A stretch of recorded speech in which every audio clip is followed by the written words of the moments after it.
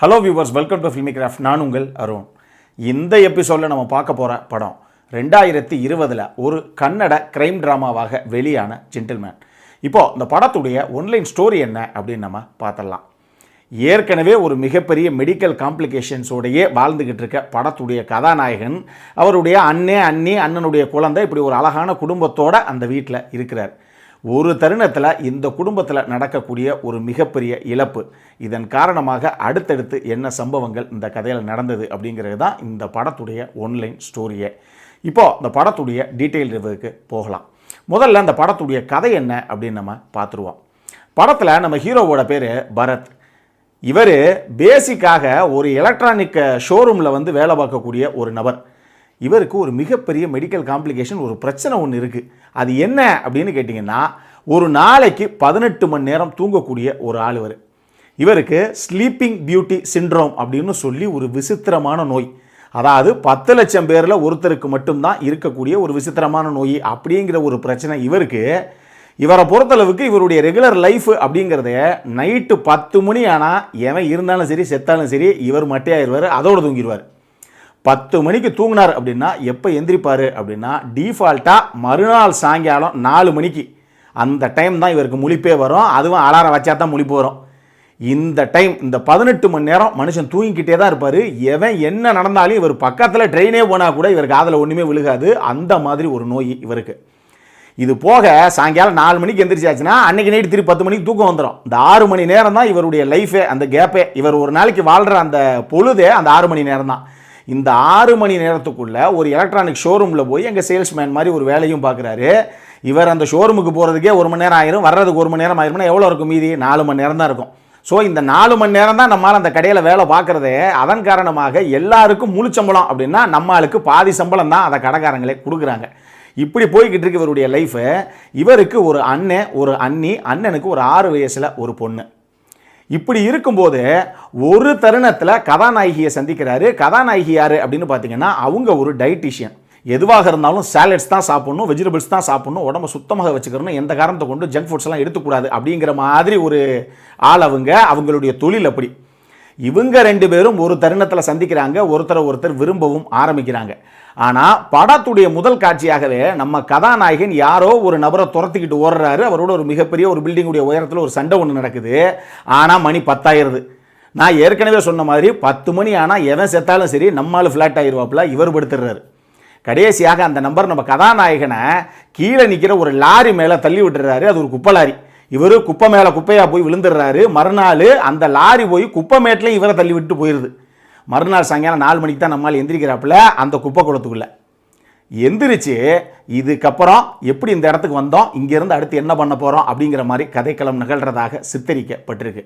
இப்போ நம்ம கதாநாயகனுக்கு என்ன பிரச்சனை, எதுக்காக இவர் அந்த நபரை துரத்தணும், அந்த நபர் யார், கடைசியாக என்ன சண்டை நடந்து இந்த இடத்துல இங்கே கிடக்கிறாரு, இதுக்கப்புறம் இந்த கதைக்களம் எப்படி போக போகுது அப்படிங்கிற மொத்த சுவாரஸ்யம் தான் இந்த படத்துடைய மொத்த கதையை. இந்த படத்தை பொறுத்தளவுக்கு எனக்கு ரொம்ப பிடிச்ச விஷயங்கள் என்ன அப்படின்னா, இந்த படத்துடைய திரைக்கதை.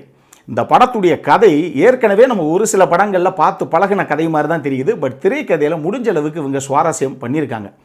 திரைக்கதையை பொறுத்தளவுக்கு இது பேசிக்காக ஒரு இன்வெஸ்டிகேட்டிவ் கிரைம் ட்ராமா அப்படின்னு கூட நீங்கள் எடுத்துக்கலாம். பட் இருந்தாலும் ஒரு கம்ப்ளீட் கிரைம் ட்ராமாவாக இல்லாமல் ஃபர்ஸ்ட் ஆஃப் ஃபுல்லாக ஒரு கமர்ஷியல் படமாகத்தான் இவங்க பண்ணியிருக்காங்க.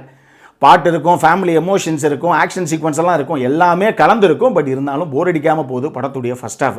செகண்ட் ஹாஃபில் தான் இந்த கிரைம் ட்ராமா அப்படிங்கிற எலிமெண்ட்டே உள்ளே வருது.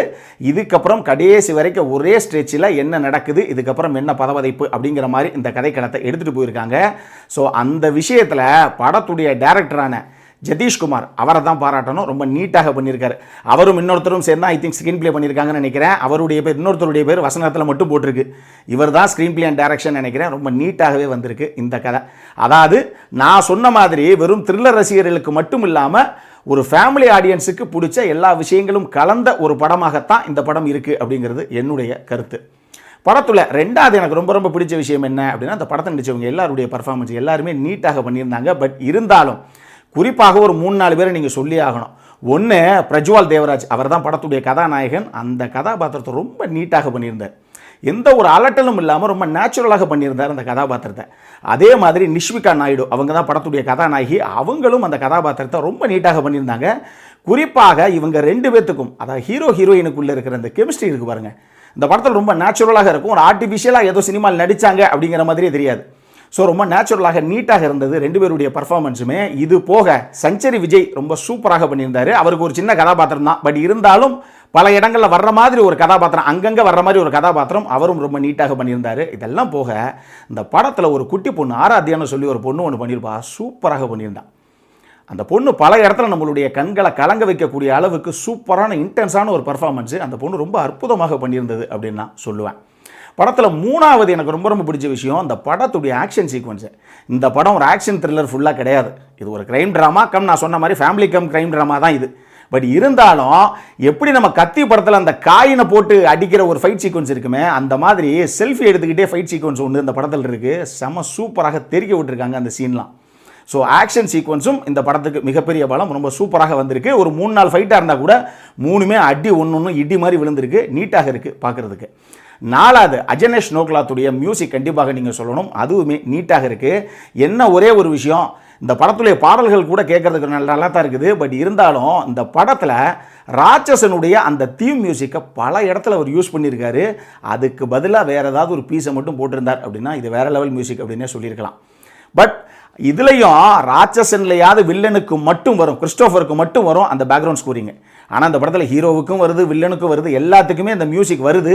இந்த ஒரு விஷயம் அவர் கொஞ்சம் தவிர்த்திருக்கலாம். அடல் கான்டென்ட்டை பொறுத்த அளவுக்கு இந்த படத்தில் அடல் கான்டென்ட் எதுவுமே கிடையாது. ரத்தம் தெரிக்கக்கூடிய காட்சிகள் கொஞ்சம் இருக்குது, அதனால் குழந்தைகளுக்கு இந்த படம் தேவையில்லை. மற்றபடி நார்மல் மெச்சூர்டு ஃபேமிலி ஆடியன்ஸ் எல்லாரும் உட்காந்து பார்க்கணும்னா நான் சொன்ன மாதிரி ஒரு கமர்ஷியல் படம், பட் ஒரு கிரைம் ட்ராமா, இன்வெஸ்டிகேட்டிவ் ட்ராமா மாதிரி ஒரு படம் இது. பார்க்குறவங்க தாராளமாக பார்த்து மகிழலாம். இந்த படம் ஜியோ சினிமாஸில் உங்களுக்கு சப்டைட்டிலோடு அவைலபிளாக இருக்குது, ஃப்ரீயாக யார் வேணால் பார்க்கலாம், பார்த்து மகிழுங்கள். இந்த படத்திற்கு ஃபில்மி கிராஃப்ட் கொடுக்கக்கூடிய ரேட்டிங் 7/10. இப்போ நம்மளுடைய அடுத்த செக்மெண்ட்டான இன்ட்ரெஸ்டிங் ஃபேக்ட்ஸ் அபவுட் தி மூவிக்கு போகலாம்.